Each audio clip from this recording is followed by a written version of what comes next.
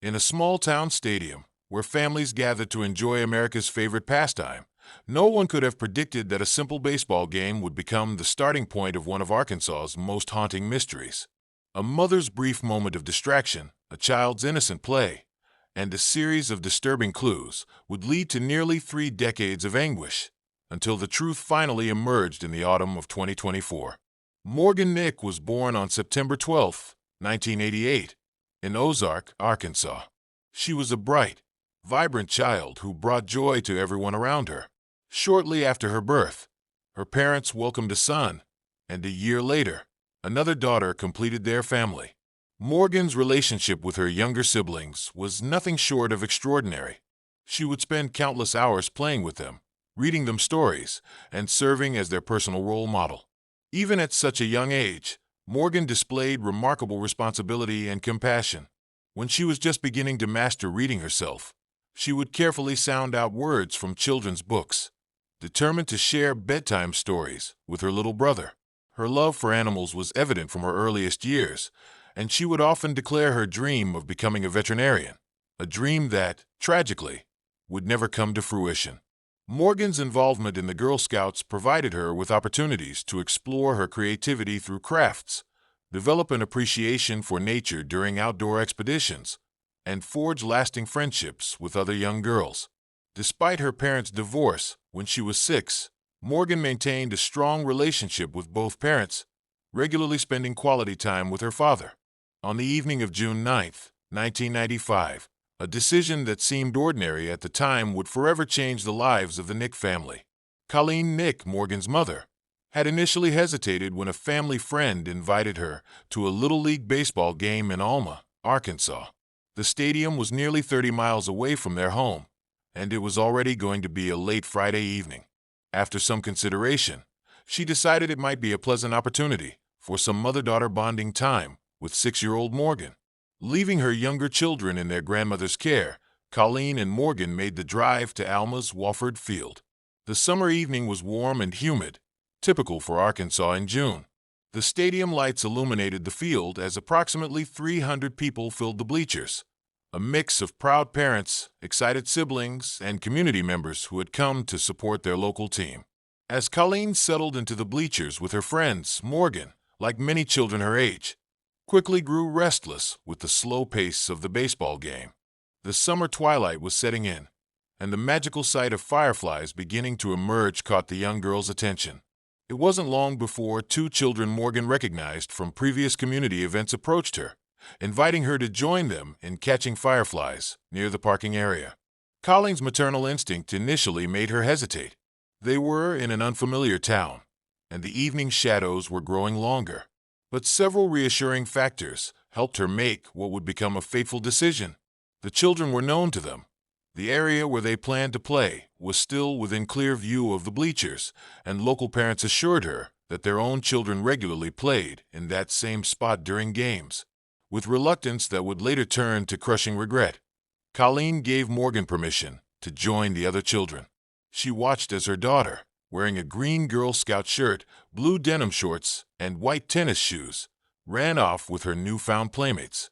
The children's laughter carried across the warm evening air as they chased the glowing insects near a small hill, remaining visible from where Colleen sat. For approximately 15 minutes, everything seemed perfectly normal. Colleen would glance up from the game every few moments, checking on Morgan and the other children as they played. The baseball game was drawing to a close, and players were beginning to gather their equipment. It was during this brief moment of activity, as parents and players moved about, that Colleen looked away from the children for what she estimates was no more than a few seconds. When she looked back, her world stopped turning. Morgan was gone. The other 2 children were walking back toward the bleachers, but Morgan wasn't with them. Trying to control her rising panic, Colleen quickly approached the children and asked about her daughter's whereabouts. Their explanation would later become crucial to the investigation. They had stopped to shake sand from their shoes, using a parked car for balance. Morgan had been standing behind the vehicle while they were at the front. When they finished and started walking back, Morgan had vanished. Colleen's heart raced as she rushed to the parking lot, calling Morgan's name.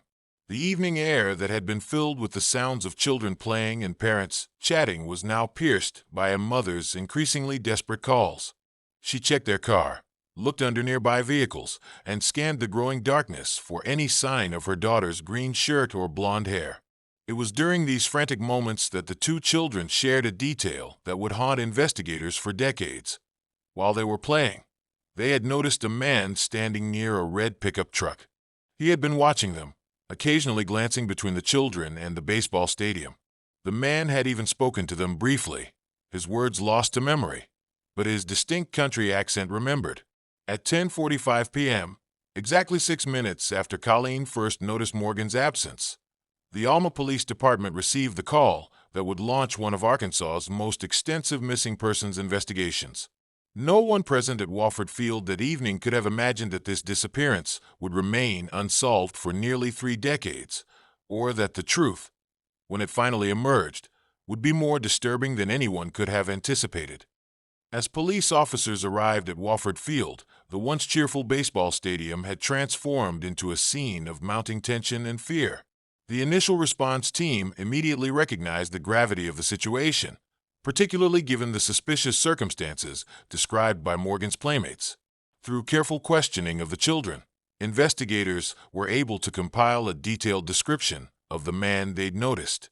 He was described as a white male, estimated to be between 23 and 30 years old, standing approximately 6 feet tall, with an average build.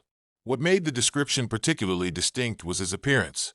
He had dark hair, a beard, and mustache, and was notably shirtless, wearing only blue jeans. But it was the description of his vehicle that would become one of the investigation's most crucial pieces of evidence. The red pickup truck, bearing Arkansas license plates, had a distinctive feature that immediately raised red flags among investigators: a white camper shell that appeared unusually short for the vehicle's make and model. Detective Jim Dawson, who would later become one of the lead investigators, noted that the ill-fitting camper shell seemed deliberately modified, potentially to make it less conspicuous, while still providing concealment. As the clock ticked past midnight, the initial search expanded beyond the stadium grounds. Officers methodically combed through every possible hiding place, behind bleachers, under vehicles, in nearby bushes, and through adjacent properties. The Alma Fire Department quickly joined the effort, bringing powerful spotlights to illuminate the growing search area. Colleen Nick refused to leave the scene, maintaining a vigil at the local fire station as teams of officers continued their search through the night. The morning would bring little relief, as dawn revealed no trace of Morgan or the mysterious red truck. Within 24 hours, the case took an even more disturbing turn as reports began flowing in from nearby communities. A mother in Alma reported that earlier that same day, just hours before Morgan's disappearance, a man in a red pickup truck had attempted to lure her 4-year-old daughter away from a local laundromat. The description she provided matched the suspect sketch that police had developed based on the baseball field witnesses. Even more alarming was a report from Fort Smith, just 15 miles away, where a witness described seeing a man matching the same description attempting to convince a 9-year-old girl to enter a public restroom. The girl had managed to escape, but the similarity in the suspect's appearance and method could not be ignored. The FBI quickly joined the investigation, bringing additional resources and expertise. Special Agent Sarah Thompson, assigned to lead the federal involvement, implemented a systematic approach to tracking down every red pickup truck registered within a 100-mile radius. The task was daunting. There were literally thousands of similar vehicles in the region. The command center established at the Alma Police Department began receiving hundreds of tips. Each call was carefully logged and prioritized, with teams of investigators working around the clock to follow up on every possible lead. The FBI's Child Abduction Rapid Deployment CARD team arrived within 48 hours, bringing specialized equipment and trained personnel experienced in child disappearance cases. Forensic teams meticulously processed the area where Morgan was last seen, collecting cigarette butts, discarded bottles, and even samples of soil that might contain trace evidence. The emerging field of DNA analysis held promise, but in 1995, the technology was still in its early stages, making the process both time-consuming and limited in scope. Local media outlets played a crucial role in spreading awareness, broadcasting Morgan's photo and the suspect's sketch hourly. The response from the community was overwhelming. Hundreds of volunteers came forward, forming search parties that would spend the next several weeks combing through every field, woodland, and abandoned building in the region. The investigation took an unexpected turn when officers discovered that several other attempted abductions had been reported in neighboring counties over the previous months. Each incident involved a man in a red pickup truck, though the descriptions varied slightly. This pattern suggested the possibility that a predator had been stalking the area, carefully selecting targets and learning from each attempt. Meanwhile, Colleen Nick's world had been shattered. The initial shock had given way to a devastating mixture of fear, hope, and determination. She began keeping a detailed journal of every development, every tip, every possible clue, a practice she would continue for decades to come. Little did she know that her daughter's case would not only become one of Arkansas's most enduring mysteries, but would also transform her into a powerful advocate for missing children and their families. As the investigation moved past its critical first week, the search for Morgan Nick evolved into one of the most extensive missing persons operations in Arkansas history. The FBI's involvement brought sophisticated resources and investigative techniques that weren't typically available to local law enforcement. One of the first major developments came when behavioral analysts from the FBI's Behavioral Analysis Unit constructed a profile of the likely perpetrator. Their assessment suggested the suspect was likely a local resident with intimate knowledge of the area, probably someone who had committed similar crimes before but had managed to avoid detection. The profile indicated he would be someone who could appear non-threatening to children while maintaining a lifestyle that allowed him to move freely without arousing suspicion. The Stuttgart incident became a significant focus of the investigation in late June 1995. A girl matching Morgan's description was reported seen at a convenience store in Stuttgart, Arkansas, approximately 200 miles from Alma. Security camera footage showed a young blonde girl who appeared distressed, accompanied by a man who roughly matched the suspect's description. When the clerk attempted to intervene, the man quickly led the child out of the store and drove away in what witnesses described as a red pickup truck. This sighting triggered an immediate response, with law enforcement converging on Stuttgart within hours. However, by the time officers arrived, the trail had gone cold. The incident served to expand the search radius significantly, suggesting that Morgan might have been taken far from the initial abduction site. The community's response during this period was remarkable. Local businesses printed thousands of flyers with Morgan's photo and the suspect sketch. Truckers across the region placed these posters in truck stops and rest areas. Volunteers organized systematic grid searches of rural areas, while pilots donated their time and aircraft to conduct aerial surveys of remote locations. The Morgan Nick Foundation, established by Colleen Nick within months of her daughter's disappearance, became a crucial resource not only for Morgan's case, but for other families of missing children. The foundation worked to implement new protocols for responding to child abductions and advocated for improved communication between law enforcement agencies. A significant breakthrough seemed imminent when investigators received information about a similar red truck that had been seen in multiple locations where attempted abductions had been reported. The vehicle was traced to a carnival worker who had been traveling through Arkansas during the summer of 1995. This lead consumed thousands of investigative hours as agents tracked the carnival's route and interviewed dozens of employees. While the carnival worker was eventually cleared through alibis and evidence, the investigation revealed a disturbing pattern of child predators using traveling shows as cover for their activities. By the fall of 1995, the investigation had generated over 3,000 leads. Each one required thorough investigation, draining resources and often leading to dead ends. The case took an emotional toll on the investigators, particularly those with children of Morgan's age. Detective Jim Dawson later recalled how he would check his own daughter's room multiple times each night, haunted by the thought of Morgan's empty bed. The search methodology evolved as new technologies became available. Geographic profiling software, still in its infancy in 1995, was used to analyze the locations of similar incidents and potential sightings, creating a probability map of the perpetrator's likely base of operations. This analysis suggested the suspect was most likely operating out of an area within a 50-mile radius of Alma, with regular travel patterns along Interstate 40. One of the most promising leads came from a former cellmate of a convicted child molester who claimed the man had bragged about abducting a girl from a baseball game. This information led to an extensive search of a remote property in Crawford County, involving cadaver dogs and ground-penetrating radar. While the search revealed evidence of other crimes, nothing related to Morgan's case was found. The investigation was further complicated by a series of false confessions. Between 1995 and 1998, 6 different individuals claimed responsibility for Morgan's disappearance. Each confession required thorough investigation, diverting resources from other leads. All were eventually proven false, but they highlighted the challenge investigators faced in separating credible information from the noise generated by publicity surrounding the case. Despite the setbacks, the search never completely stopped. Law enforcement maintained an active file, and new leads were pursued as they emerged. The case became required study material at the Arkansas Law Enforcement Training Academy, used to teach best practices in missing persons investigations and the importance of preserving evidence for future technological advances. The turn of the millennium brought both new hope and fresh challenges to Morgan Nick's case. As technology advanced, particularly in the fields of DNA analysis and digital forensics, investigators began revisiting evidence collected in 1995 with new tools and techniques.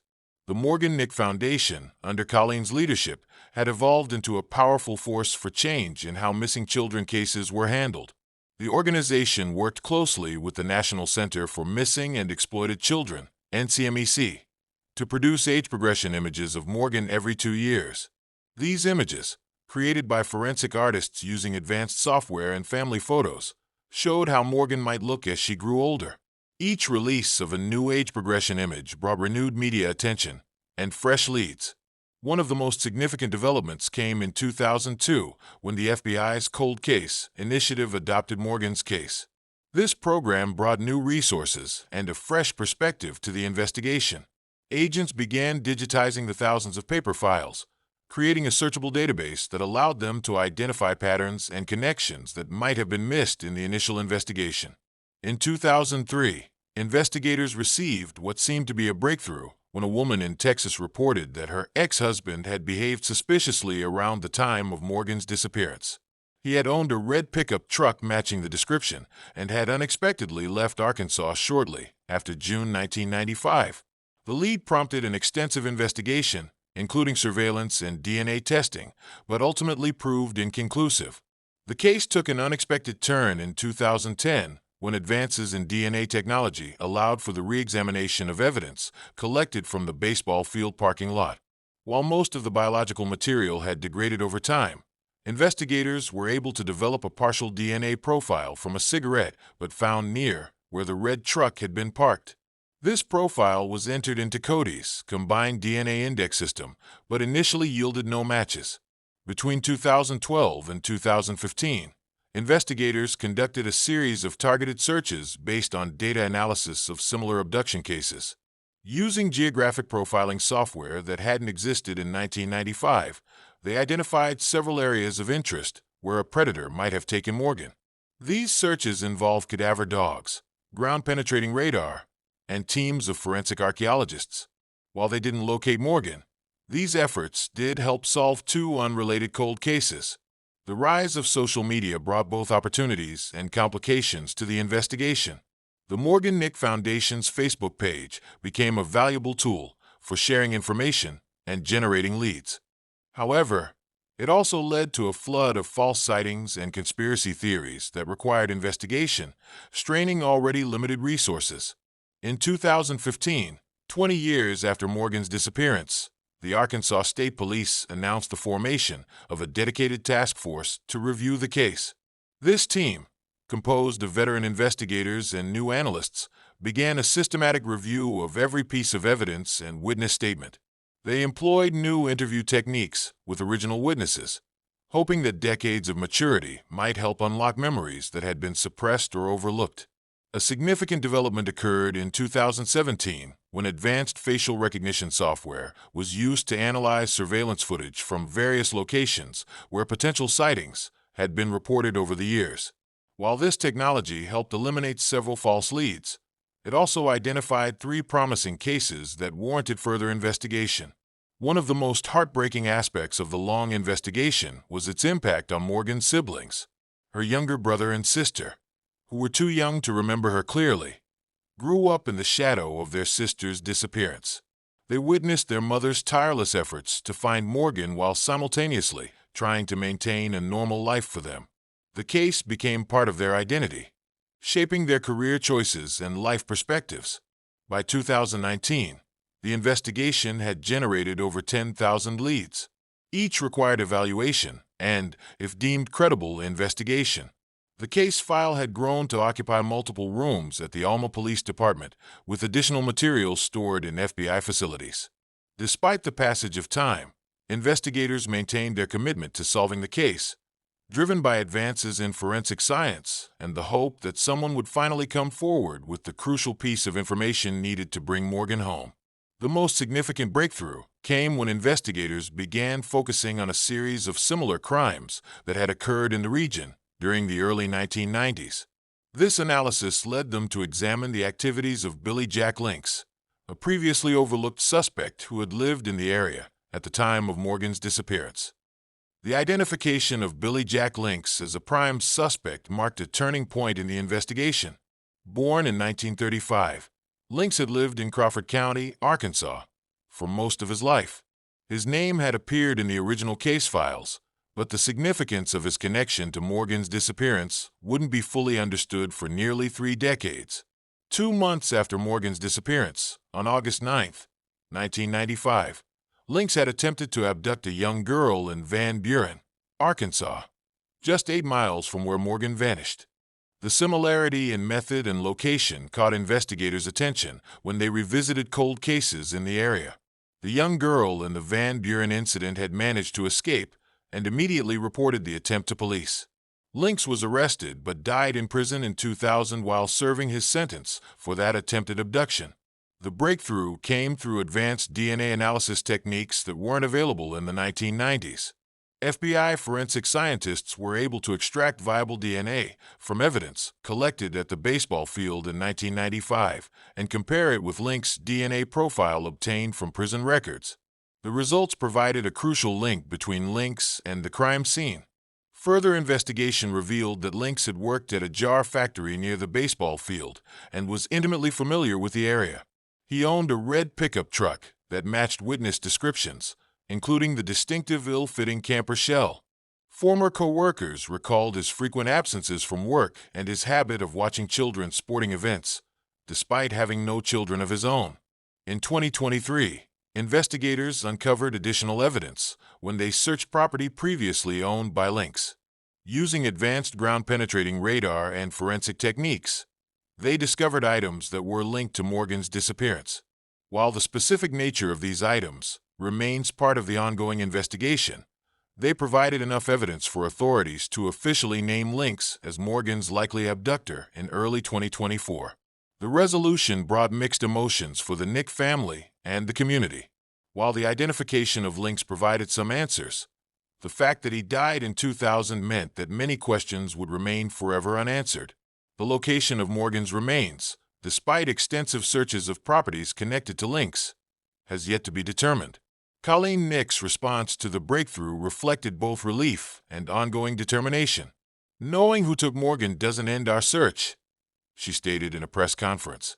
"We continue our efforts to bring her home and to ensure that other families don't have to endure what we've experienced." The legacy of Morgan's case has had far-reaching effects on how missing children cases are handled in Arkansas and beyond. The Morgan Nick Alert, Arkansas's version of the Amber Alert system, was implemented in 2001 and has helped recover numerous children. The foundation bearing her name has assisted in the recovery of hundreds of missing children and provided support to countless families. The case has also led to significant improvements in law enforcement procedures. The lessons learned from Morgan's disappearance have been incorporated into training programs for police officers, emphasizing the crucial importance of the first hours after a child goes missing. The investigation demonstrated the value of preserving evidence for future technological advances, as well as the importance of maintaining detailed records even in seemingly cold cases. Morgan's story continues to impact new generations. The Morgan Nick Foundation regularly conducts educational programs in schools, teaching children about personal safety while emphasizing hope and resilience rather than fear. The foundation's work has expanded to include support services for families of missing children, advocacy for legislative changes, and coordination with law enforcement agencies. The resolution of Morgan's case, while providing some closure, also serves as a reminder of the thousands of missing children cases that remain unsolved. Colleen Nick has pledged to continue her advocacy work, using the lessons learned from Morgan's case to help other families navigate similar tragedies. In Alma, Arkansas, a memorial garden at the baseball field where Morgan was last seen serves as a quiet reminder of the little girl whose disappearance changed a community and whose legacy continues to protect children across the nation. The garden includes a plaque with Morgan's favorite phrase, "Every child deserves to feel safe," words that have become the guiding principle for the foundation that bears her name. We encourage you to share your thoughts in the comments below. Your insights are valuable, and we want to hear from you.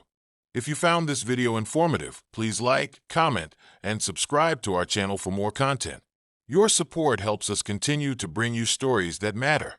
Stay tuned for our next video, where we will investigate another intriguing cold case that explores the complexities of human relationships and the choices that lead to life-altering consequences. Don't miss